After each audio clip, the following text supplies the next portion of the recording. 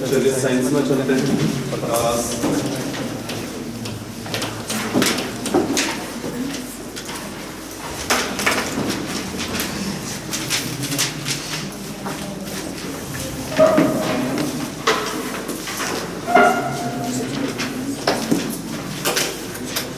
ठीक है। तो प्रकाश आपका फिजिक्स में एक टॉपिक है, यहाँ से एक नंबर बनना है। ठीक है। तो इसमें देखिएगा क्या क्या आपको पढ़ना है।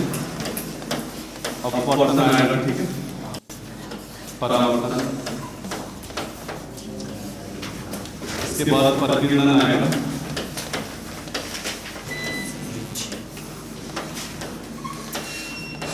दूसरा बनना है, और देन लेंस आएंगे। ठीक है। एक होगा समतल लेंस, दर्पण बोलते हैं, ये दर्पण होगा। ठीक है। लेंस दो होंगे, एक उत्तर वाले,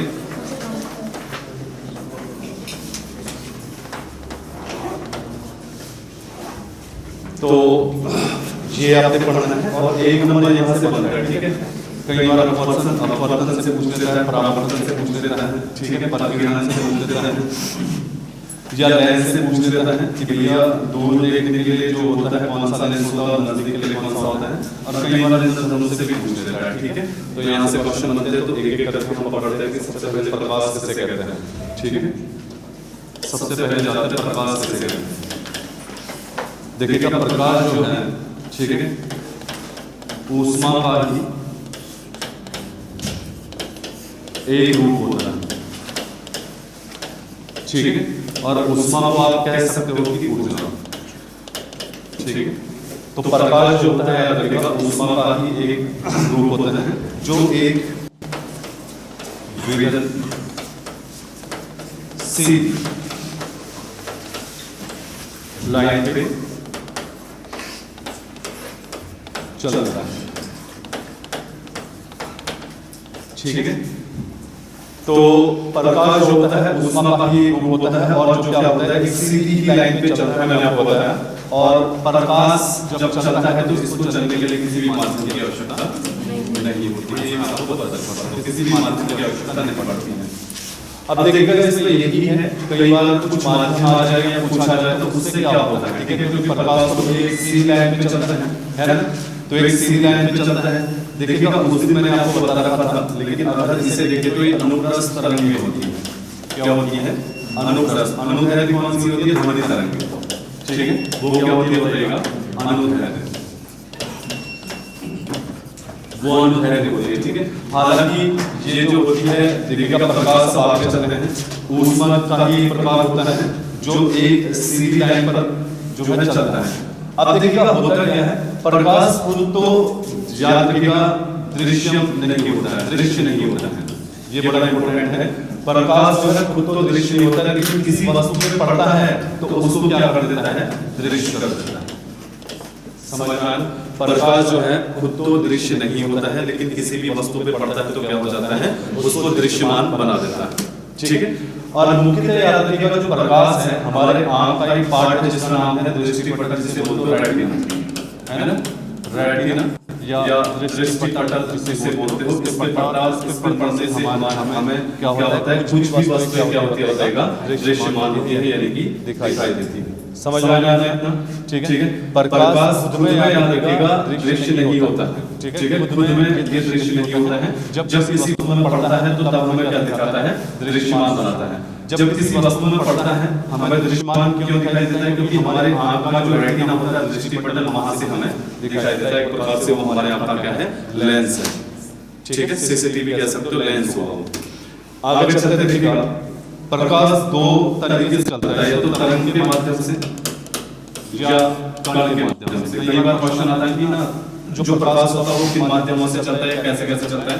कई बार तरंग के माध्यम से चल देता है, कई बार किससे? कण के माध्यम से भी चल देता है। अब तरंग और कण कैसे होगा वो मैं आपको बता रहा हूँ। देखो, एक सीधी लाइन में चला, एक सीधी लाइन में चला, कोई भी अवरोध पैदा नहीं हुआ तो क्या हो जाएगा? तरंग। समझ में आया? ठीक है। अब यहाँ पे चला, यहाँ पे कोई वस्तु थी, टकरा गया उससे, तो उसको टकराने के बाद फिर किस में चला जाएगा? ऐसे कणों में चला जाएगा। समझ लो कोई भी वस्तु होगी, कोई जैसे दीवार है, दीवार पे टकराएगा तो फिर ऐसे आता है कहीं क्या होता है, देखो जैसे दीवार, ठीक है, और यहाँ पे कुछ ये सीधा चल रहा है तो ये है तरंग के माध्यम से दीवार में यहाँ पे टकराया। अब यहाँ पे टकराने से यहाँ पे एक पेड़ था, सपोज करो ये कोई पेड़ था, ठीक है। अब इस पेड़ में देखिएगा कई बार हो सकता है इसके यहाँ पे हो प्रकाश, कई बार यहाँ पे हो, ऐसा भी तो होगा क्योंकि टकराने के बाद ऐसी ही रिफ्लेक्शन जो है बनती है।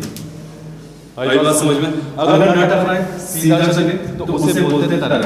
अगर ये टकरा गया इसके माध्यम से आया तो इसे बोलते क्या बताइएगा, तो इसलिए प्रकाश जो है सिर्फ तरंग के माध्यम से ही चलता, किसके माध्यम से चलता है, कणों के माध्यम से भी चलता। कणों के माध्यम से कब चलेगा, जब कोई न कोई बीच में उसके कोई न कोई माध्यम उससे टकराएगा या कोई माध्यम बनेगा बीच में, ठीक है। तो ये है प्रकाश का। अब हम चलते हैं सबसे पहले इसके पहले पॉइंट पे जो है आपका प्रकाश। वैसे इसकी चाल देखते हैं, प्रकाश की चाल किस किस में होती है। निर्वात में प्रकाश की जो चाल होती है वो 3 × 10⁸ मीटर पर सेकंड होती है निर्वात में, ठीक है। दूसरा सबसे ज्यादा होती है जल में इसकी चाल, दूसरा 2.25 × 10⁸ मीटर पर सेकंड, ठीक है। ये होता है, कई बार पूछ लेता है। इसके बाद कांच में परसों पढ़ाया भी था मैंने आपको, 2 × 10⁸ मीटर सेकंड। इसके बाद कई बार हिंदी में पूछ लेते हैं तो हिंदी में होता है 1.24 × 10⁸ मीटर पर सेकंड, ठीक है। एक बार पेयर पूछा गया था कि प्रकाश की जो चाल होती है कांच में कितनी है, ऐसे जो है आपको रिजल्ट दी गई थी तो कितनी होती है बताइएगा, 2 × 10⁸ मीटर पर सेकंड, ठीक है। तो यहाँ से एक चीज क्लियर हो गया कि भैया जो प्रकाश है उसकी चाल सबसे ज्यादा किस पे होती है बताइएगा, निर्वात। आई बात समझ में? तो प्रकाश की चाल सबसे ज्यादा निर्वात में होती है। अगर डिजिट भी पूछेगा तो आप बता देना कितना होता है बताइएगा, 3 × 10⁸ मीटर पर सेकंड। कल्पना करना भी मुश्किल है ना, तो फिर भी मतलब एक जो डिजिट बनाई है उस पे, ठीक है। इसके बाद देखिएगा आगे चलते हैं तो यहाँ से समझ में आया ना प्रकाश की चाल सबसे ज्यादा किसमें है, निर्वात में, और सबसे कम किसमें होती है, जो सबसे ज्यादा ठोस होता है, ठीक है। जैसे कर सकते हो, ठीक है। अब देखिएगा क्या होता है, जिस किसी भी वस्तु का अपवर्तनांक, ठीक है, जिस किसी भी वस्तु का अपवर्तनांक अधिक होगा, ये बड़ा इंटरेस्टिंग क्वेश्चन है, कई बार पूछा जाता है। जिस भी वस्तु का अपवर्तनांक सबसे ज्यादा होगा उसमें प्रकाश की चाल सबसे क्या होगी, कम होगी। समझ गया ना, वस्तु का अपवर्तनांक सबसे ज्यादा होगा तो उसमें प्रकाश की चाल क्या होगी, कम होगी। ये बात समझो, जिस भी वस्तु में याद रखिएगा क्या होगा, उस वस्तु का अपवर्तनांक ज्यादा होगा, हाईएस्ट होगा, तो डेफिनेटली उसमें प्रकाश की चाल क्या होगी, कम होगी। ये क्वेश्चन कई बार आया है, याद रखिएगा। निम्नलिखित में से सही बताइएगा। ऑप्शन ए आएगा, जिस वस्तु का अपवर्तनांक बहुत अधिक हो और उसमें प्रकाश की चाल कम हो, तो ये वाला पेयर क्या हो जाएगा आपका, सही हो जाएगा, ठीक है। चलिए आगे चलते हैं। अब चलते हैं हम प्रकाश की कुछ उसमें, सबसे पहले चलते हैं परावर्तन। परावर्तन में चलते हैं तो परावर्तन को समझने के लिए एक मैप डायग्राम में बनाता हूं जिससे बहुत आसानी से समझ पाओगे, ठीक है। ये होता है अभिलंब, क्या होता है, ये क्या होता है, माध्यम होता है ना, इसको बोलते हैं माध्यम। बीच वाली लाइन को बोलते क्या, माध्यम। अब देखिए परावर्तन सिंपल सा समझे क्या होता है, जैसे यहां से कोई किरण आई, इसे बोलते हैं आपतित कोण। क्या बोलते हैं बताइएगा, आपतित कोण बोलते हैं या आपतित किरण बोलते हैं, आपतित किरण। और इससे बना कोण क्या कहलाता है, आपतित कोण, ठीक। वो इस माध्यम पे आया, देखिएगा इस पॉइंट पे, ये पॉइंट याद रखिएगा, बड़ा इंपॉर्टेंट है, ठीक है। इसी पॉइंट से कोई माध्यम मिला तो उसी बिंदु से वापस चला गया। ऐसा होगा नहीं ना कि डायरेक्ट आपसे बैक आए, तो ऐसे जाता है बैक, ऐसे जाता है। तो ये है आपतित, और ये कौन सी, दूसरा कौन सा होगा, परावर्तित। परावर्तित किरण। तो इस कोण को क्या बोलोगे? परावर्तित कोण। आया समझ में? परावर्तन क्या होता है समझेगा। सबसे पहले क्या होता है, मैं डायग्राम की बात आएगी तो ये होती है अभिलंब, ठीक है, और ये कौन सी होती है? माध्यम। यहाँ से आई आपतित किरण और एक बिंदु था यहाँ पे देखिएगा, ये बिंदु है, यहाँ से क्या हो गई, मतलब वो परावर्तित हो गई, उसे परावर्तित होगी ऐसे। तो इस कोण को बोलते हैं आर से डिफाइन करते हो परावर्तित कोण को, और आपतित कोण को किससे करते हो? आई से डिफाइन करते हो। तो अब होता क्या है देखिएगा, यहाँ पे क्या होगा, जब प्रकाश आएगा, परावर्तन, प्रकाश का परावर्तन बता रहा हूँ, याद रखिएगा। जब यहाँ पे आएगा जिस तरीके से आया है उसी माध्यम से भी तो गया है ना, कोई फर्क नहीं है, ठीक है। सिर्फ फर्क क्या है देखिएगा, जब यहाँ से आई है जिस स्पीड में, सपोज करो इसकी जो पावर है 10 जूल है, कितनी है? 10 जूल है, ये वाली कौन सी? आपतित किरण। जब ये माध्यम में टकराएगी तो माध्यम में टकराने के बाद परावर्तित किरण के रूप में जाएगी, तो इस टाइम पे क्या होता है, कुछ पॉइंट जूल इसका कम हो जाता है, जैसे सपोज करो 0.5 जूल कम हो गया, तो अब परावर्तित कितनी हो गई? 9.5 जूल। तो इसमें आपको एक बात पता चलती है कि आपतित किरण की अकॉर्डिंग जो परावर्तित किरण है उसमें प्रकाश की चाल थोड़ा कम है। आई बात समझ में? तो ठीक है, यहाँ पे क्या फर्क आएगा देखिएगा, प्रकाश के परावर्तन से क्या होता है, प्रकाश के परावर्तन से एक ही चीज परिवर्तित होती है, वो प्रकाश की चाल। आई बात समझ में? प्रकाश के परावर्तन से क्या होता है, सिर्फ प्रकाश की चाल ही क्या होती है बताइएगा, चेंजेस होती है, प्रकाश की चाल पे ही फर्क पड़ता है और किसी पे नहीं। अब देखिएगा यहाँ पे प्रकाश की जो आवृत्ति थी न, तो उस पे चेंजेस होता है, आवृत्ति पे कोई चेंज नहीं है। अब क्या क्वेश्चन है देखिएगा, प्रकाश इस पॉइंट से परावर्तित हुआ है, इस पॉइंट से हुआ है। अब ये पॉइंट देखो क्या क्या है, यहाँ पे अभिलंब भी मिल रहा है और यहाँ पे माध्यम भी मिल रहा है, और यहाँ पे वो जो प्रकाश की आवृत्ति है वो भी मिलती है। तो यहाँ पे प्रकाश के परावर्तन पे याद रखिएगा, प्रकाश की आवृत्ति, प्रकाश का जो अभिलंब होता है और जो माध्यम होता है, तीनों ही एक ही कोण पे होते हैं। आई बात समझ में? प्रकाश के परावर्तन के दौरान फिर से एक बात बता रहा हूँ, जो अभिलंब होता है, जो आवृत्ति होती है और जो माध्यम होता है, तीनों ही एक बिंदु पे होते हैं। ये बिंदु है जहां से प्रकाश का क्या हुआ, परावर्तित हुआ, ठीक है। तो क्वेश्चन आएगा प्रकाश के परावर्तन में क्या चेंजेस होता है? ओनली ऑन, सिर्फ एक ही चेंजेस होता है जिसका नाम क्या होता है, चाल। इसको आप प्रकाश की क्या बोल सकते हो, गति भी बोल सकते हो। आई बात समझ में? तो प्रकाश के परावर्तन के दौरान आपने देखा डायग्राम के माध्यम से कि सिर्फ ओनली ऑन प्रकाश के चाल पे जो है परिवर्तन आता है, उसके अलावा किसी भी चीज पे परिवर्तन नहीं आता है। और दूसरा पॉइंट जो हमें याद करना है वो ये करना है कि जिस टाइम पे प्रकाश का परावर्तन होता है उस टाइम पे एक बिंदु ऐसा होता है जहां पे अभिलंब, माध्यम और जो आपतित किरण होती है, परावर्तित किरण होती है, तीनों ही एक बिंदु पे होती है। देखिएगा ये आपतित होगी, ये यहाँ पे आ गई, और ये परावर्तित होगी एक ही। तो इस पॉइंट पे देखिएगा सारे मिल रहे हैं, कौन से? अभिलंब भी मिल रहा है, माध्यम भी मिल रहा है, आपतित किरण भी मिल रही है और परावर्तित किरण भी मिल रही है। तो इसकी आवृत्ति में भी कोई परिवर्तन नहीं होता, ठीक है। तो ये रहे आपके किसके, प्रकाश के परावर्तन के, ठीक है। अब देखते हैं हम प्रकाश का अपवर्तन, ठीक है।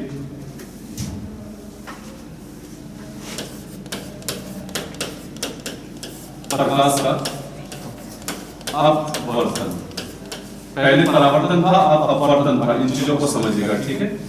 ये माध्यम हो गया, अभिलंब तो डालोगे और माध्यम भी डालोगे, चाहे प्रकाश का प्रकीर्णन हो, इसके बाद प्रकीर्णन भी पढ़ोगे। इसमें क्या होता है कोई बता सकता है?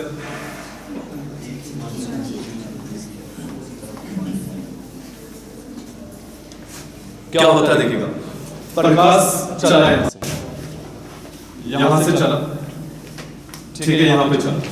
अब यहाँ पे क्या होता है, या तो भैया कोई धूलकण होगी या कोई माध्यम होगा, समझ में ना? देखिएगा परावर्तन अपवर्तन में क्या होता है, प्रकाश आया यहाँ से सीधा प्रकाश इस पॉइंट तक आया। अभी तक हमने देखा कि परावर्तन में कोई भी माध्यम हमने नहीं देखा, ठीक है, सीधे आ गया। अपवर्तन में क्या होता है, कोई माध्यम हो, वो माध्यम क्या बन सकता है, धूलकण भी तो बन सकती है भाई, क्या बन सकती है बताइएगा, धूलकण भी बन सकती है, याद रखिएगा, ठीक है। तो धूलकण होती है तो किसी भी माध्यम पे टकरा के क्या होता है, विचलित हो जाता है, विचलित क्या हो जाता है, विचलित हो जाता है। और विचलित होने से क्या हो जाता है, अपनी डायरेक्शन थोड़ी चेंज कर देता है, समझ में ना? थोड़ा क्या हो जाता है, उसकी डायरेक्शन चेंज हो जाता है। अब पहला जो था परावर्तन, परावर्तन में भी आपका इंद्रधनुष बनता है, समझ में, और अपवर्तन में भी क्या बनेगा, इंद्रधनुष। पहली वाली जो टर्म्स ऑफ कंडीशन बताई थी उसमें भी इंद्रधनुष बनेगा और इस वाले में भी इंद्रधनुष बनेगा, यानी कि इंद्रधनुष बनने के दोनों ही रीजन है, परावर्तन और अपवर्तन, समझ में। तो क्वेश्चन आता है कि इंद्रधनुष कैसे बनता है, तो आप बोलोगे परावर्तन से भी बनता है और देन अपवर्तन से भी बनता है। चलो थोड़ा इंद्रधनुष का भी देख लेते हैं, है ना। तो इंद्रधनुष में क्या होता है, देखिएगा इंद्रधनुष जब बनता है तो उस टाइम पे क्या होता है, आपने देखा होगा मौसम में हल्की हल्की बूंदें पड़ती है ना, हल्की हल्की क्या होती है, बूंदें पड़ना शुरू होती है, यानी हल्की बूंदाबांदी होती है। जब उस बूंदाबांदी में सूरज के कण यानी कि सूरज की रोशनी जाती है, समझ में, जब उस बूंदाबांदी में, ये बूंदाबांदी हो रही है सपोज करो, इनमें जब सूरज की रोशनी जाती है तो ऐसे में प्रकाश के जो रंग होता है उनका क्या होता है, रिफ्लेक्शन होता है। आई बात समझ में, क्या होता है, प्रकाश के उसका रिफ्लेक्शन होता है, याद रखिएगा, ठीक है। तो तब जाके आपका क्या बनता है, इंद्रधनुष बनता है। अब इसका क्या होता है,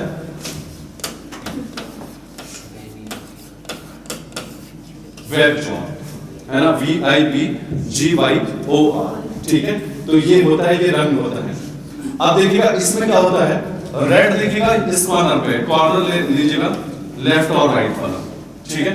ये होगा आपका कौन सा, राइट, और ये क्या होगा, लेफ्ट, ठीक है। तो राइट से जो है प्रकाश, रेड कलर जो है राइट से सबसे नंबर 1 पे होता है, और लेफ्ट से देखे तो जो रेड कलर होता है वो क्या होता है, लास्ट में होता है। राइट से हम बी का, इसका मतलब होता है बैक नहीं होता है, इसको देखे तो क्या होता है, ये बताएगा राइट से लास्ट में होता है। अभी बात समझ में। अब होगा क्या, देखिएगा जब भी इंद्रधनुष बनेगा तो वेबजॉन ऐसा हो जाता है। अभी बात समझ में, कैसा हो जाता है, ऐसा हो जाता है। तो मतलब कैसा हो जाता है, ROY, देखिएगा कैसे होगा, ROYGBI और B। इसका मतलब होता है डार्कर, ऑरेंज मतलब क्या होगा, येलो मतलब, ग्रीन का मतलब क्या होगा, और यहाँ पे नीला होगा। ये देखिएगा इंडिगो होता है एक कलर, ठीक है। इंडिगो कौन सा कलर होता है, ये भी नीला ही होता है, ठीक है। ये भी नीला ही होता है हल्का, याद रखिएगा, नील बोलते हैं इसे। और एक लास्ट होता है बैंगनी। अब देखिएगा क्वेश्चन आता है, देखिएगा पूरी सीरीज बनी ना, पूरी लिस्ट बनी ना, तो इस टाइम पे इंद्रधनुष की पोजीशन ऐसे हो जाती है। तो सबसे ऊपर कौन सा कलर बनेगा इंद्रधनुष के टाइम पे, समझ में आना, और सबसे नीचे कौन सा बनेगा, बैंगनी। क्वेश्चन आता है कि बीच में कौन सा बना है, तो बीच में कौन सा बना बताएगा, ग्रीन, है ना। तो कई बार हम रटते हैं चीजों को, रटना तो बिल्कुल है ही नहीं, है ना, डायग्राम से समझना और कंसेप्ट बिल्ड करना है। तो जब भी याद रखिएगा इंद्रधनुष बनता है तो ये ऐसे हो जाता है, समझ में आना, वेबजॉन कैसे हो जाता है, ऐसे हो जाता है। जब ऐसे हो जाता है तो ऐसे में आ जाता है कलर फिट, ठीक है। तो सबसे ऊपर रेड होता है, और उस टाइम पे आप देखते हो इंद्रधनुष के दौरान सबसे जो तीखा रंग दिखाई देता है वो कौन सा होता है, रेड ही होता है, समझ में। तो बीच में आता है आपका कौन सा बताएगा, बीच पूछा जाता है, और सबसे फर्स्ट बॉटम पूछा जाता है, और सबसे लोएस्ट वाला पूछा जाता है। 3 ही इसमें पूछे जाते हैं। तो इंद्रधनुष में सबसे लास्ट में बनने वाला जो कलर होता है वो होता है बैंगनी, और सबसे ऊपर बनने वाला क्या होता है, लाल, और बीच में होता है हरा। तो ये जो कंडीशन बनती है ये 2 बार बनती है, एक बार प्रकाश के परावर्तन के कारण भी, और प्रकाश के अपवर्तन के कारण। तो क्वेश्चन आएगा कि इंद्रधनुष बनने का कारण क्या है, तो इंद्रधनुष बनने का कारण प्रकाश का परिवर्तन और परावर्तन और अपवर्तन दोनों। आई बात समझ में, है ना। तो इस तरीके से कलर होता है, बना लो इसको, है ना। तो इस डायग्राम को तो बना ही लो वेबजॉन वाले।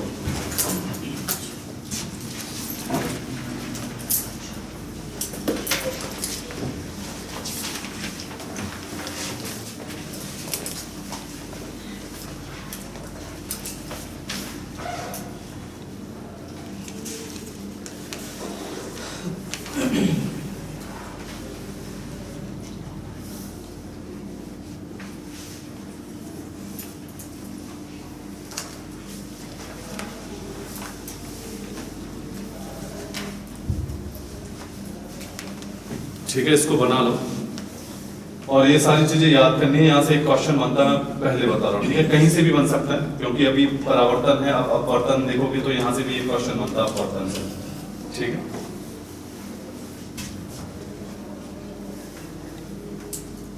तो समझ में आया ना, ऐसे आपका बनता है इंद्रधनुष।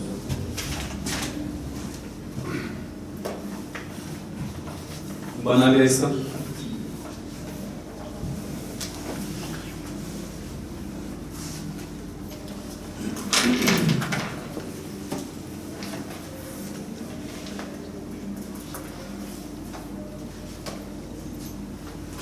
हो गया ना, बना लिया, ठीक है। अब आगे चलते हैं।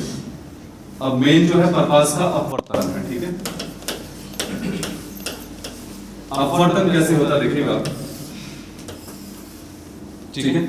जब भी प्रकाश आता है एक माध्यम से, जब दूसरे माध्यम में प्रवेश कर लेता है, समझ में, एक माध्यम से जब दूसरे माध्यम पे प्रवेश कर लेता है और अपने मूल बिंदु से हट जाता है, मूल बिंदु से हट के विचलित हो जाता है, ऐसे आ जाता है, समझ में। पहले मूल बिंदु से जा रहा था, ऊपर जाता तो अलग चीज थी, लेकिन अपवर्तन में क्या होता है, प्रकाश जब एक किरण के माध्यम से आता है और अपने मूल स्थिति से क्या हो जाता है, विचलित हो जाता है, तो उसको बोलते हैं प्रकाश का अपवर्तन, समझ में। तो ऐसे हो जाता है अपवर्तन, तो इस कंडीशन में होता है अपवर्तन।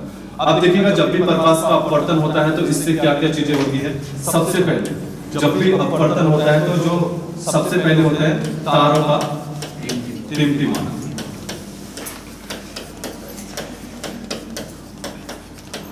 जो आपको तारों का टिमटिमाना दिखाई देता है, वो उसमें होता क्या है कि जो सूरज की रोशनी होती है वो आती है, ठीक है, अपने मूल, समझना ना, मूल कण से जो होती है विचलित हो जाती है और दूसरी जगह को चली जाती है। तो ऐसी स्थिति में प्रकाश का क्या होता है, अपवर्तन होता है। और ऐसे में सबसे पहले टर्म्स ऑफ कंडीशन होती है कि तारों का टिमटिमाना।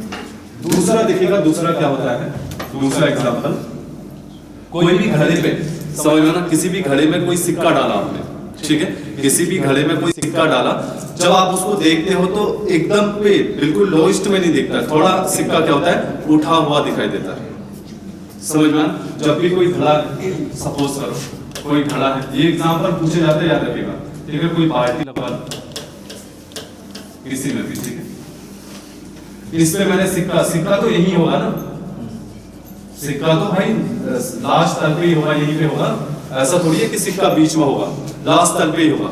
लेकिन प्रकाश के अपवर्तन के फलस्वरूप क्या होता है कि वो सिक्का हमें तल से थोड़ा उठा हुआ यहाँ पर दिखाई देता है। अभी बात समझ में, थोड़ा तल से क्या होता है, उठा हुआ दिखाई देता प्रकाश के, किसके कारण, अपवर्तन के कारण। दूसरा क्या होता है, पानी में कोई छड़ डालोगे या कि छड़ डाल दी कोई, तो वो एक तो पतली दिखाई देगी, समझ में ना, पहली पतली दिखाई देगी और थोड़ा क्या होगी बताइएगा, मतलब उसका जो आकार होता है वो भी थोड़ा टेढ़ा हो जाता है, ठीक है, और सतह से तो उठी होगी, समझ में ना, ये भी एग्जांपल आता है। तो इसके कारण क्या होता है, कोई आपने पानी में किसी कोई छड़ी डाली है लोहे की, ठीक है, या किसी भी चीज की, तो क्या होती है, पहले तो आपका मुड़ी हुई होगी, दिखाई देगी, दूसरा पतली दिखाई देगी, समझ में ना, दूसरी क्या बताएगा, पतली दिखाई देगी। कोई भी चीज मोटी नहीं दिखाई देगी, सबसे मेन चीज है क्या दिखाई देगी, पतली दिखाई देगी। तो ऐसा क्यों होता है, ऐसा इसीलिए होता है कि प्रकाश जब एक माध्यम से आता है दूसरे माध्यम में प्रवेश करता है, तो दूसरे माध्यम में अपने मूल बिंदु से विचलित हो जाता है, तो इस कारण हमें ये कंडीशन जो है नेचर में दिखाई देती है। आया समझ में, है ना। एक क्वेश्चन याद रखिएगा, ठीक है, आगे जो भी है ना भी आए कनिष्ठ टाइप में, लेकिन ये बहुत इंपॉर्टेंट लेसन है, याद रखिएगा, जो मैं पढ़ा रहा हूँ आपको। पहला फोर्स वाला पढ़ाया था, दूसरा कौन सा पढ़ाया था आपको मैंने, तरंग और गति वाला, ध्वनि वाला पढ़ाया था, और तीसरा प्रकाश वाला। फिजिक्स के 3 मान के चलो पिलर है, यहाँ से हमेशा क्वेश्चन बनता ही बनता है। तीनों में से 1-2 क्वेश्चन डेफिनेटली आपको कनिष्ठ टाइप में दिखाई देंगे। बस कंसेप्ट याद रखिएगा कि कैसे कैसे होता है, रटने की जरूरत है इन चीजों को, ठीक है। वहां पे क्वेश्चन कैसे पुट अप कर रखा है, कंसेप्ट बिल्ड है, तो उस टाइम पे याद कर लीजिएगा कि सर ने कैसे बना रखा है, तो उस हिसाब से आप वहां पे आंसर दे दीजिएगा, ठीक।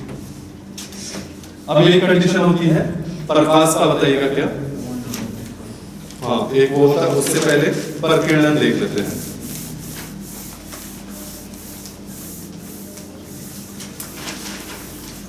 अब देखो प्रकाश का प्रकीर्णन देखते हैं।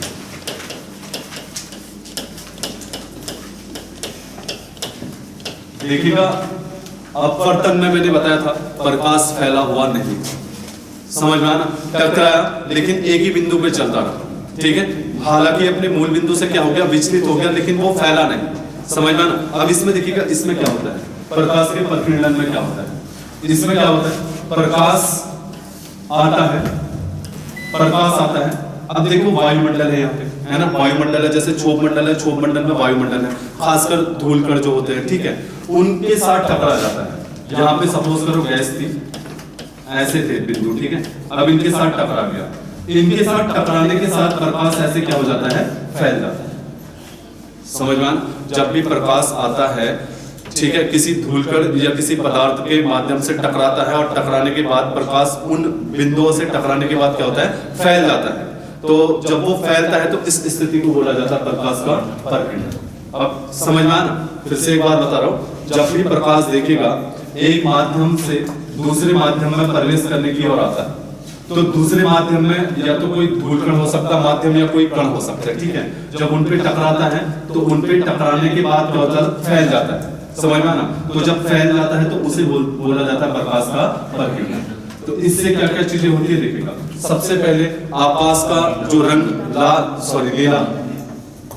नीला दिखाई देता है, वो भी इसी कारण होता है, पहला। दूसरा, सूर्योदय और सूर्यास्त के समय जब प्रकाश सूर्य लाल दिखाई देता है, वो भी इसी कारण होता है। ये दो टर्म्स बड़ी फेमस है इसकी, ठीक है, दोनों ही पूछा जाता है। प्रकाश का जो रंग है, समझना, आकाश का जो रंग है वो नीला दिखाई देने का कारण क्या होता है, परिकिरण। तीनों अलग अलग है ना, परावर्तन अलग था, अपवर्तन अलग था, और परिकिरण अलग था। परावर्तन का आपको कुछ भी याद नहीं रखना, परावर्तन से कुछ नहीं होता, लेकिन परावर्तन से दो चीजें होती हैं, प्रकाश की गति में बदलाव होता है, बस, ठीक है। इसके बाद अपवर्तन में क्या होता है देखिएगा, जो आपकी छड़ है वो हल्की ऊपर उठी और पतली दिखाई देती है, और जो सिक्का होता है वो क्या होता है, पानी के घड़े से थोड़ा ऊपर दिखाई देता है। समझ में ना? और एक और, प्रकाश के अपवर्तन से क्या होगा, तारों का टिमटिमाना। 3 एग्जांपल उसके हैं, 2 एग्जांपल इसके हैं। पहला क्या, आकाश का रंग नीला दिखाई देना इसी कारण होता है। क्यों? क्योंकि देखिएगा, जहां किसी से टकराया उसके बाद फैल गया, उस फैलने से क्या हो जाता है कि प्रकाश का रंग, जो आकाश का रंग है वो क्या दिखाई देता है, नीला। और इसी तरफ से टकराता है और सूर्योदय सूर्यास्त के समय इसीलिए हमें क्या दिखाई देता है, जो है लाल दिखाई देता है। समझ में? आज से सूर्यास्त के टाइम पे या सूर्योदय के टाइम पे आप लाल देखोगे तो दिमाग में क्या चीज आ जाएगी कि प्रकाश आया एक माध्यम से आने के बाद जब दूसरे माध्यम में आया, वहां पे टकरा गया, तो उसके बाद फैला होगा, तब हमें ये चीजें दिखाई दे रही है। अब जब तारों का टिमटिमाना देखोगे तो आपको क्या आएगा कि जो सूरज है, समझ में ना, उसकी किरण एक रेखा से दूसरे रेखा तक आई और अपने मूल बिंदु से क्या हो गई, विचलित हो गई, इसलिए हमें तारों का टिमटिमाना दिखाई दे रहा है। समझ में? तो ये 3-4 एग्जांपल। फिजिक्स देखिएगा, साइंस बहुत आसान है भाई, साइंस टफ नहीं होती है, ठीक है। यही एग्जांपल जो है सेट किए जाते हैं आपके उसमें। अब देखिएगा जो प्रकाश का परिकिरण, ठीक है, जो प्रकाश का परिकिरण है, ये भी देख लो, ठीक है। 1930 में एक साइंटिस्ट थे जिनका नाम था सीवी रमन, ठीक है। सीवी रमन 1930 में थे। हम किसकी स्टडी कर रहे हैं, फिजिक्स की, तो डेफिनेटली फिजिक्स में ही क्या मिलेगा, नोबेल मिलेगा, तो ठीक है। तो 1930 में याद रखेगा, इसी प्रकाश के परिकिरण में गहन अध्ययन या रिसर्च करने के माध्यम से इनको 1930 में क्या मिला था, नोबेल मिला था। याद रखेगा किसको, सीवी रमन को। अब क्वेश्चन ये भी तो पूछ सकता है कि सीवी रमन को किस, ठीक है, रिसर्च के लिए जो है क्या मिला था, बताएगा, नोबेल मिला था। तो रिसर्च क्या था, प्रकाश का परिकिरण। आई बात समझ में है ना? एक आपके बायोलॉजी में भी मिलेगा, आपको भारत को एक बायोलॉजी में भी मिलेगा क्या, नोबेल। एक फिजिक्स में मिला है, समझ में ना? केमिस्ट्री में मिला है क्या, बताइए।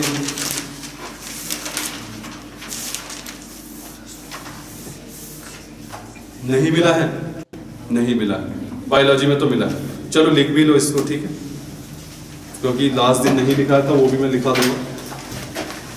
तो ये लिखना भी बहुत जरूरी है, फिर आप अटक जाते हो कि कहां से लिखे, क्या लिखे हैं।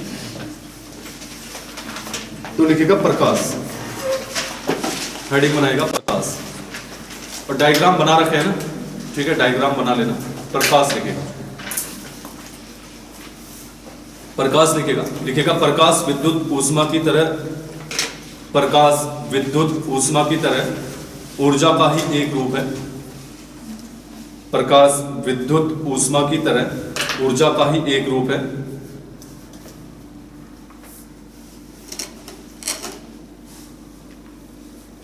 प्रकाश विद्युत ऊष्मा की तरह ऊर्जा का ही एक रूप है। यह वह ऊर्जा है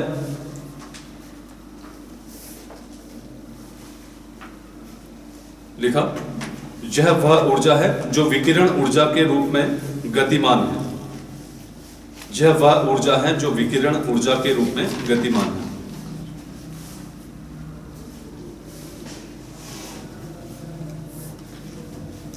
अगला पॉइंट लिखिएगा, प्रकाश अपने आप में अदृश्य है। प्रकाश अपने आप में अदृश्य है, अदृश्य है, किंतु अन्य वस्तुओं को दृश्यमान बनाता है। किंतु अन्य वस्तुओं को दृश्यमान बनाता है।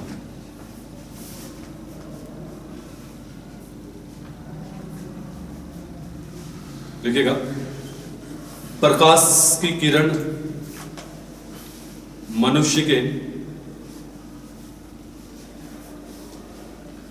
आंख में मौजूद दृष्टि पटल या रेटिना पे पड़ता है।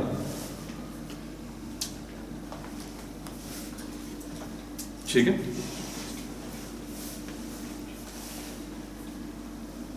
लिखिएगा, प्रकाश एक सीधी रेखा में संचरित होता है। प्रकाश एक सीधी रेखा में संचरित होता है।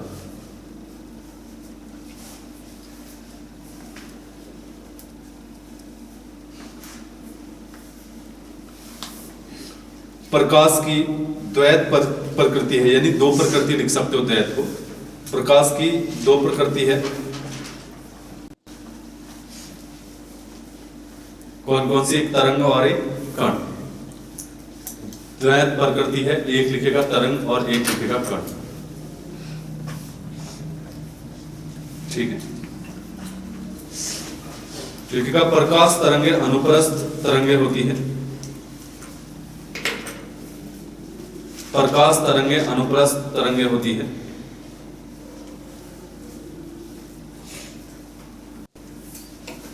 ध्वनि तरंगे अनुदैर्घ्य तरंगे होती है। ध्वनि तरंगे अनुदैर्घ्य तरंगे होती है। ठीक है, लिखना चाहो तो लिख लो, भिन्न भिन्न माध्यमों में प्रकाश की चाल, जबकि ध्वनि तरंगे अनुदैर्घ्य होती है। लिखेगा, भिन्न भिन्न माध्यमों में प्रकाश की चाल।